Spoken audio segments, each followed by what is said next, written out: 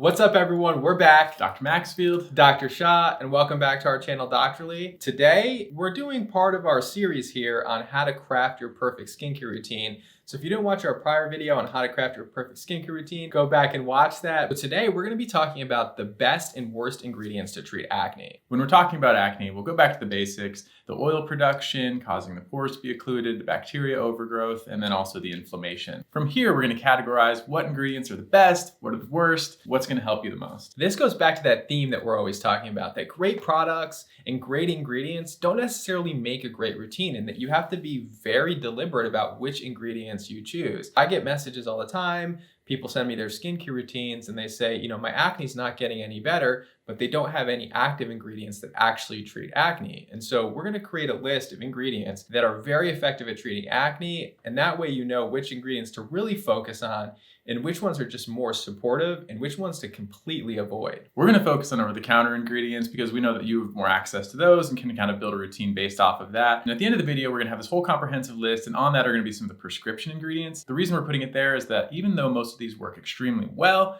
we think that these are discussions that you should have with your dermatologist because a great ingredient still might not be the right one for your skin. Yeah, and so actually somebody in our comments had a great suggestion is how we came up with this sort of setup, that at the end of the video, we're going to have a whole list that you guys can screenshot. And I actually think that's a really good way for people to just take one screenshot and basically know what we talked about in this video and then potentially implement it when you're going shopping for skincare products. So at the end, it will sort of include everything that you need for acne. Best and worst ingredients for acne? Here we go. Here we go.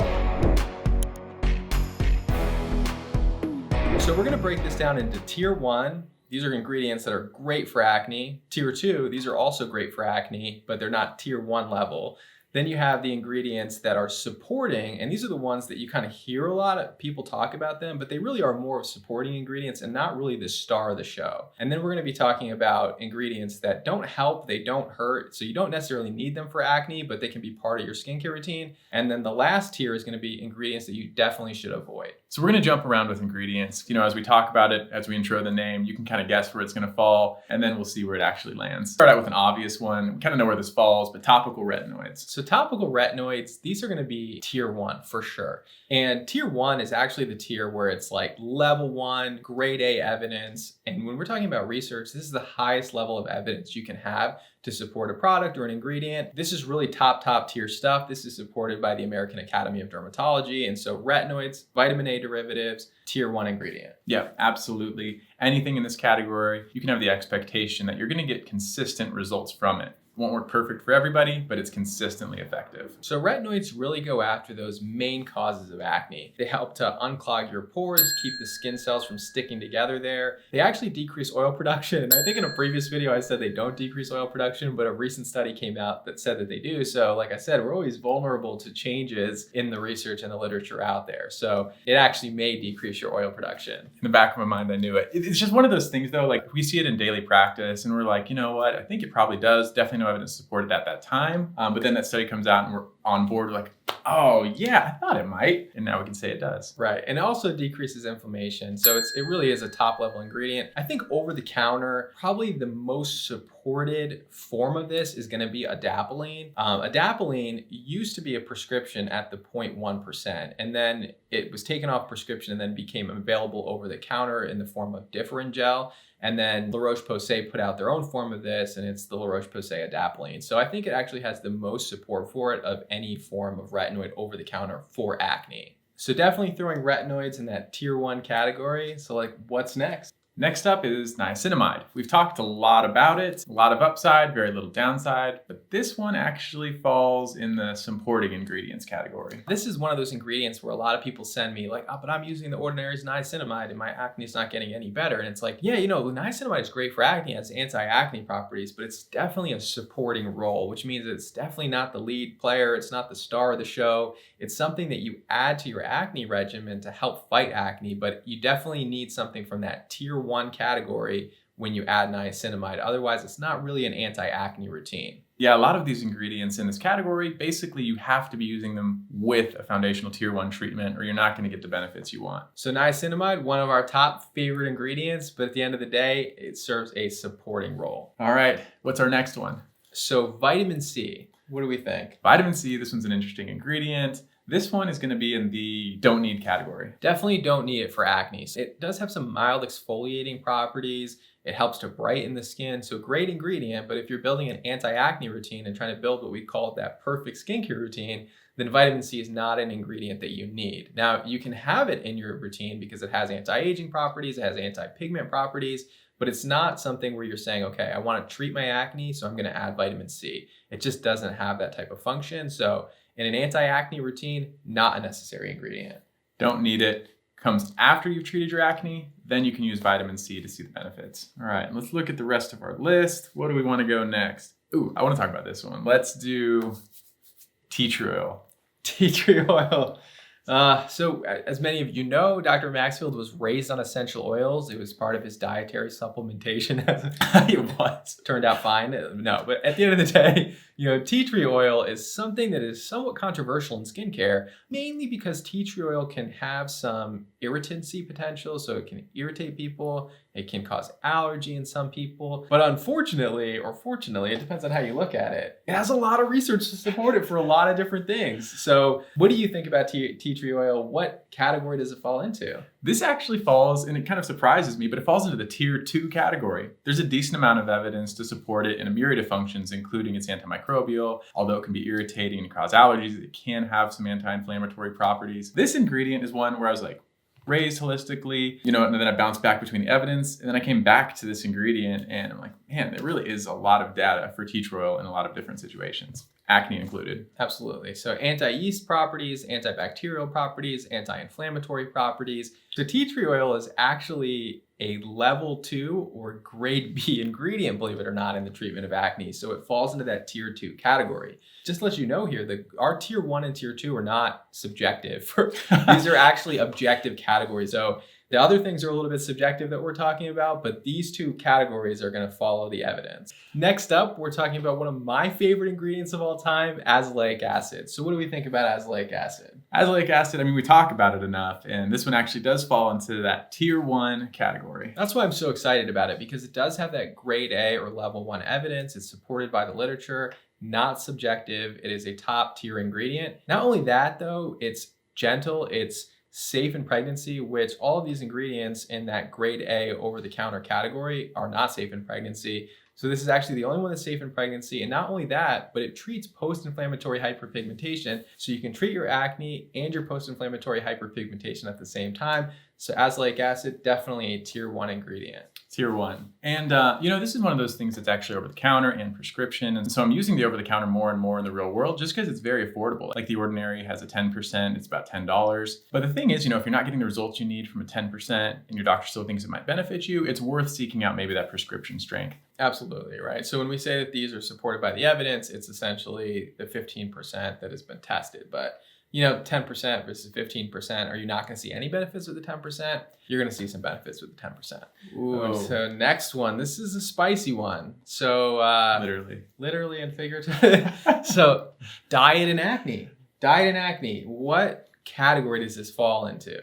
So we dance around this topic. We bring it up every now and then. We'd actually like to talk about it more, but there's just not enough science behind it. Some of the diet and acne has popped its way up all the way to the tier 2. Yeah, so tier 2 evidence that changing your diet can actually benefit your acne. So changing your diet actually is that tier 2 thing that you can do at home without spending any money at all. This is a grade B, level 2. It's really supported by evidence, but specifically only a few things actually have evidence for them. So, having a high glycemic diet or high sugar diet is going to make your acne worse. So cutting out your simple sugars and carbohydrates is going to have a benefit in acne. And the other side of it is skim milk in particular, more than other milk products, has been shown to aggravate acne. Whether it's a hormonal component or some other factors, there's a lot to it. But skim milk is another thing you can cut out to help your acne. That's easy for me. I hate the way milk tastes. I didn't grow up with it. I think it's gross. So skim milk can be out. So I like milk, at the end of the day, and I drink a lot of coffee. So I use a lot of creamer and things like that. But yeah, so cutting out dairy can have a benefit as well. And then there's a few other things like whey proteins that can be making your acne worse. Vitamin B12 supplements may be making your acne worse. So there are a few other things that fall into this category, but the main two supported by evidence are going to be skim milk and a high sugar diet. And those are two things that you can change today that could potentially improve your acne. And as a matter of fact, having a low glycemic diet also has a benefit for anti-aging as well. Okay, so diet and acne, as a matter of fact, it's tier 2. So changing your diet will have some benefit. Yep, specifics, some of it tier 2. All right, so this is one that I was told as a kid that was going to have a lot of benefit in my acne. I used to do this, and I was told like it was the hack. So what about using alcohol, like rubbing alcohol to treat your acne? Horrible. It's not helpful. It's going to be in one of the things to avoid. Yeah, so this falls into that trash, horrible category. Things to avoid, things to definitely not use, is terrible for your acne. Alcohol is known to make your acne dry out, irritate your skin barrier. It is not a good ingredient to treat acne. Yeah. I don't know. It's like a hard urge to resist. You have oil on your face, you can degrease it with alcohol, but it can make it worse in the long run. Not helpful here. And then hydrogen peroxide, I did this as a kid too. You just want to see your acne go away. You put something on it, hope it helps. This is not going to be that ingredient. So hydrogen peroxide, it's not good for wounds. It's definitely not good for your acne. See, the thing is that it's not that you're not clean, right? So there's this misconception that people think that if you have acne, you're just not washing your face or you're just not clean. And that's really only a very small component of it. Truly, it comes down to inflammation, plugging of your follicles.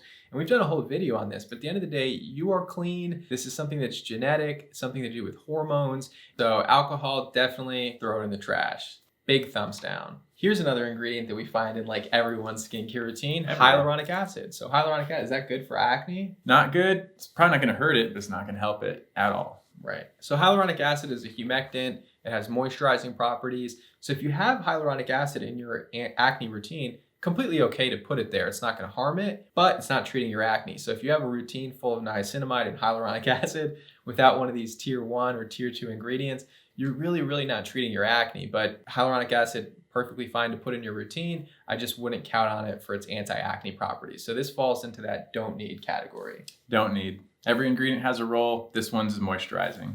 Next up, we have gluconolactone. So gluconolactone, we did a whole video on exfoliation, and this was a polyhydroxy acid, which we know are gentle, but how does it fare for acne? So it kind of falls into that category where it's like, maybe, kind of have that supporting role. So, because it has that mild exfoliating properties, it's not going to really irritate your skin barrier, but it is going to exfoliate. It does have some benefits in acne. So you can have it added to an acne routine, but it's not going to be sort of the lead character in the show. So, I think gluconolactone maybe in a cleanser. I know Neutrogena has their cleansers. Guys, I'm pretty anti-toner, but Inkey List has a PHA toner that is a good option for this. So you can have it in your routine, know that it's going to be supporting your other anti-acne ingredients, but I wouldn't rely on it as the star of the show. And it's pretty mild as compared to a lot of the other exfoliators. So if you're really just wanting to enter that space, this would be a good option to at least try it out. Gluconolactone, supporting role. Absolutely. And so staying on that same category, we can talk about salicylic acid, right? So salicylic acid, I feel like I talk about salicylic acid all the time. It is a great ingredient. It has a lot of roles, right? Because not only does it remove oil from the skin, not only does it exfoliate the skin, it has anti-acne properties, but it also helps with post-inflammatory hyperpigmentation as well. However, it's not safe in pregnancy, so it doesn't fight azelaic acid for that spot. But what category does this fall in as far as the treatment of acne? Tier 2. We talk about it enough, you'd think it's a tier 1, but it's actually a tier 2. Right. And so actually that's one of the things that we and the American Academy of Dermatology has noticed is that salicylic acid gets that hype of a tier 1 ingredient. And we love it because it's also a very good ingredient, but it is not a tier 1 ingredient. It doesn't have that grade A level 1 evidence. So that Paula's Choice BHA liquid exfoliant, amazing ingredient to add to your acne routine. And it's going to fall into that tier 2 category, which is definitely going to have benefits in acne. Easy to sneak into, with the CeraVe SA cleanser. It's in a lot of cleansers, so it's another ingredient you can mix into your routine without a lot of thought. Next up is sulfur.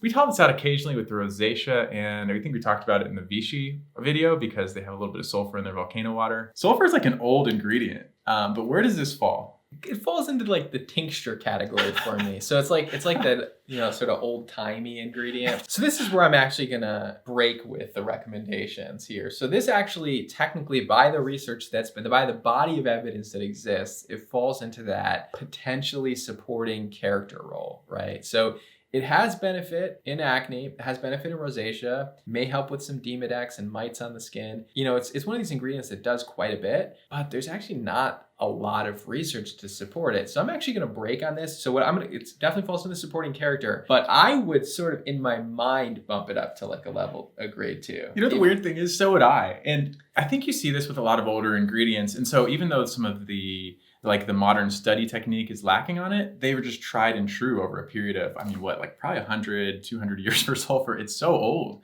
And so there's this body of evidence that's totally anecdotal, but for 100 plus years, people are getting benefits from it. And I think that kind of complements and kind of offsets the lack of research in a lot of areas. This is one of those things where we say, okay, based on our experience, which has value as well, we would say that it does have tremendous benefit in acne. But because, like I said, tier 1 and tier 2 are based on evidence today, we are going to put it into the supporting character role, but just know in our minds, in our heart of hearts, in our experience, we consider it to be a really high grade ingredient. Yeah, and we'll link some sulfur products as well. You know, it's always kind of a mixture of, you know, what's going to smell the least, what's super stinky but beneficial. So we'll just link some of those below. All right, so next up, zinc supplementation. So on the topic of sunscreen, zinc supplementation can be done 2 ways. You know, you can ingest it, you can use it topically. This falls into the supporting role, but really only for the oral form. So there's actually been quite a bit of research done on the oral form of zinc in the treatment of acne. Now, because it doesn't have that top level evidence, it falls into the supporting character role. Probably a harmless ingredient to supplement into your routine. You know, I think it can definitely serve as a supporting role. So using a zinc supplement in addition to your tier 1 and tier 2 ingredients is probably going to have some benefit in acne. And as a matter of fact, I know that in other countries outside of the United States, it's actually used quite frequently by dermatologists, more than it is used in the United States. So when I talk to dermatologists in Europe, they're huge proponents of oral zinc. So I think at the end of the day, it falls into that category where I think that you can use it as a supplement. Yeah, and we almost ended up making another category for topical zinc. It was like just question mark because, you know, topical zinc, there's really not much evidence on it. Some studies say it helps, some studies say it doesn't. So topical zinc, different than oral zinc. Oral zinc will say supporting role. Oral zinc supporting role, topical zinc question mark. Caveat, because zinc has anti-inflammatory properties and inflammation plays a role in acne, if you have acne, sort of logical correlation here, if you use a sunscreen that's zinc oxide based, it may be the best sunscreen form that you can use in somebody who has acne. It's true. Well, yeah, it's true. Some sunscreens also have niacinamide in it too. You can get all 3. Sunscreen, zinc, niacinamide in one sunscreen. So Elta MD UV Clear. It's the one. I know exactly. It's the only one. It has a 5% niacinamide. It has zinc. So, you know, I think it's a good sunscreen for somebody who has acne. Yeah, absolutely. So next up, benzoyl peroxide. Benzoyl peroxide, this is another just staple foundation treatment. It's a cornerstone. So obviously tier 1. And it also actually elevates other ingredients. So while this one has a myriad of antibacterial properties, it also increases the effectiveness of other medications, including prescription medications. Right. So benzoyl peroxide, profound antibacterial properties, has that level 1 grade A evidence, tremendous ingredient. Additionally, there hasn't been any resistance that's formed to benzoyl peroxide. So a lot of bacteria can form resistance to antibiotics. So basically you use an antibiotic for a long time, the bacteria gets smarter than the antibiotic and it basically dupes it and evades it. The bacteria that causes acne doesn't seem to form resistance to benzoyl peroxide like it does to many other forms of antibiotics. So you can use benzoyl peroxide without any other antibiotic and you won't form resistance to it. But something like clindamycin should be used with benzoyl peroxide or another antibiotic. Otherwise, you do form resistance to it. So benzoyl peroxide not only is antibacterial, but you don't form resistance to it. It can be used to treat ingrown hairs. It can be used to treat folliculitis. It can be used to treat odor on the skin. It can be used to treat hidradenitis suppurativa. So benzoyl peroxide really is a great ingredient. It is, and it's one of those things, I know you think we're good at math. Let's say 1 + 1 normally equals 2, but with benzoyl peroxide plus topical antibiotic actually equals 3. It's not just additive, it is something. There's a word for it. Synergistic. Not just additive, synergistic. So benzoyl peroxide, level 1, tier 1 ingredient, definitely something that you can add to your routine that's going to have a lot of benefits. Now, benzoyl peroxide and tretinoin, and most forms of tretinoin cannot be mixed together because it will inactivate tretinoin, so just keep that in mind. Yeah, pay attention to that. This is the discussion with the dermatologist, why that's important. You know, is my tretinoin susceptible to being broken down by benzoyl peroxide? You know, not all of them are, so just make sure you're running that by them. If you mix it with topical dapsone, it can actually leave the skin looking a little orange. So another ingredient not to use with it. Right, and also benzoyl peroxide will bleach clothing, towels, sheets.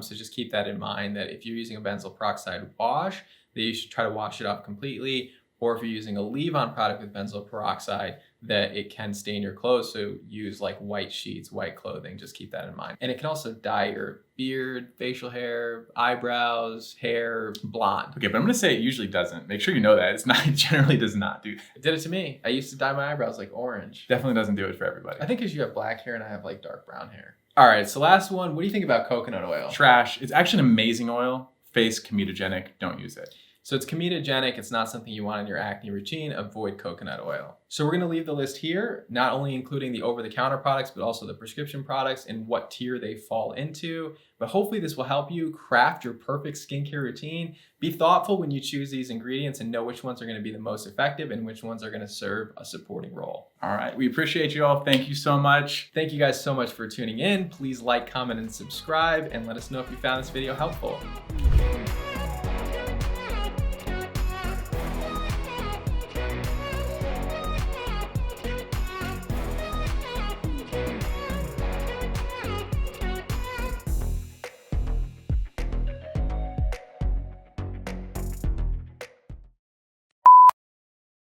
Wouldn't you agree that milk kind of has a sour taste, just in general? It's like a little bit sour, even on the best day, even on the freshest milk. It's just.